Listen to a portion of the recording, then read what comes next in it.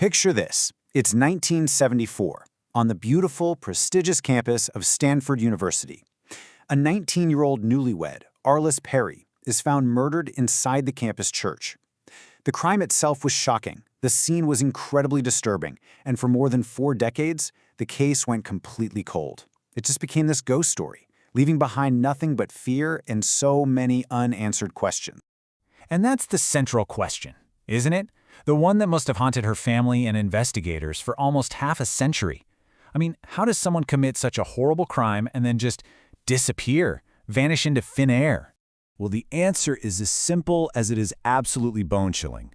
He didn't run. He didn't go into hiding. No, he stood right there at the scene of the crime, pointed at the victim, and played the part of the guy who discovered her. To really wrap our heads around this unbelievable 44-year mystery, we actually have to start at the end, with the shocking resolution that finally dragged this killer out of the shadows.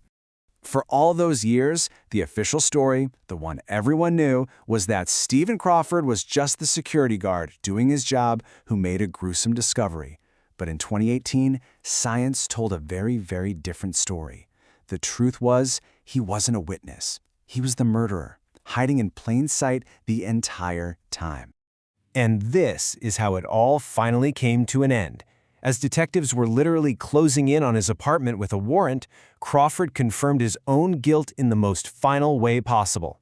He committed suicide, cheating the justice system of a trial, but not of the truth. Okay, so now let's rewind. Let's go all the way back to that tragic night in 1974 on the Stanford campus and see how this nightmare began. First, let's talk about the person at the heart of this story, Arlis Perry. She was so young, only 19 years old. A brand new wife from North Dakota who had just moved to California to support her husband, Bruce, while he was in pre-med at Stanford. They'd only been married for 6 weeks. The night it happened, it all started with something so mundane, a little argument between the newlyweds about tire pressure. Upset, Arlis decided to walk over to the beautiful memorial church to just be alone and pray. When she wasn't back by 3 a.m., her husband got worried and called the police. The police actually came and checked the church, but all the doors were locked. It wasn't until almost 6 in the morning that security guard Stephen Crawford made the call, claiming he'd found her body inside. And what Crawford claimed to find was a scene of just absolute horror. Arlis's body was inside the church, right up near the altar, staged in a way that screamed ritualistic killing. The details were just gruesome and deeply profane.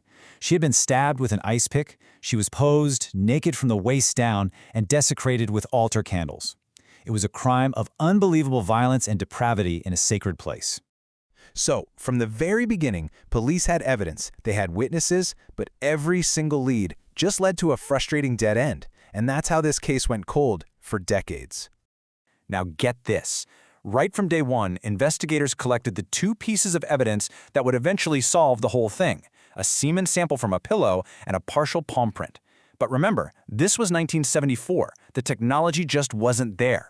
They couldn't conclusively link either sample to the security guard, Stephen Crawford, which basically let him slip right through their fingers. And here is the lie that sealed his escape. Crawford told police he had locked the church up earlier and had even come back around 2 a.m. to double-check the doors, finding them secure. It was a calculated, brilliant lie, creating a false timeline that made it seem like he couldn't have been involved. So naturally, the police looked at the people closest to Arlis, especially her husband, Bruce. But he was cleared pretty quickly, which left the investigators totally stumped, with no strong leads at all. They even had what seemed like a promising witness report. Someone saw a young, sandy-haired man hanging around the church near midnight. But they could never figure out who he was, and that lead, just like all the others, went completely cold. As the years dragged on, the case didn't just get colder. It got weirder. A lot weirder. One of the most bizarre twists you can imagine involved a really famous serial killer all the way across the country in New York City. That's right. David Berkowitz, the son of Sam, started writing letters from prison claiming he knew things about the Arlis Perry murder. He hinted that he knew the real killer, someone in a satanic cult he called Manson II. You can imagine this just threw the whole investigation for a complete loop. And if that wasn't strange enough, listen to this. It turns out that right before she was murdered, Arlis herself wrote a letter to a friend mentioning this bizarre coincidence. There was another student at Stanford, also named Bruce D. Perry, who had also just gotten married. I mean, what are the odds? It was another layer of just inexplicable mystery. But in the end, the whole son of Sam thing, it was just another frustrating red herring. After police went and interviewed Berkowitz, they figured out he didn't have any real information at all. It was just another dead end in a case that was absolutely full of them. For decades, the case file just sat on a shelf, collecting dust. But technology doesn't sleep, and it eventually caught up with the killer, leading to that incredible breakthrough in 2018 that finally exposed the truth. So how'd they finally do it?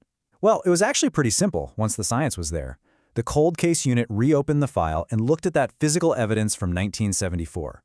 Using modern techniques that didn't exist back then, they were able to pull a full DNA profile from that tiny semen sample left on the pillow.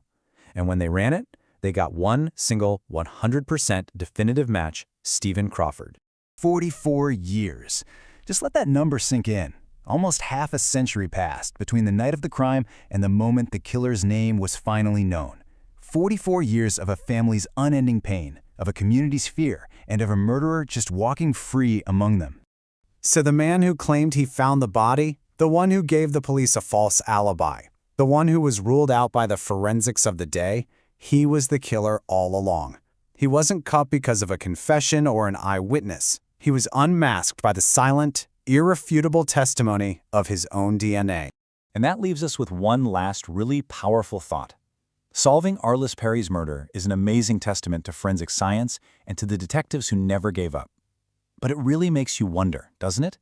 How many other secrets, how many other killers are just sitting there locked away in old evidence boxes, just waiting for the right piece of technology to finally tell their story?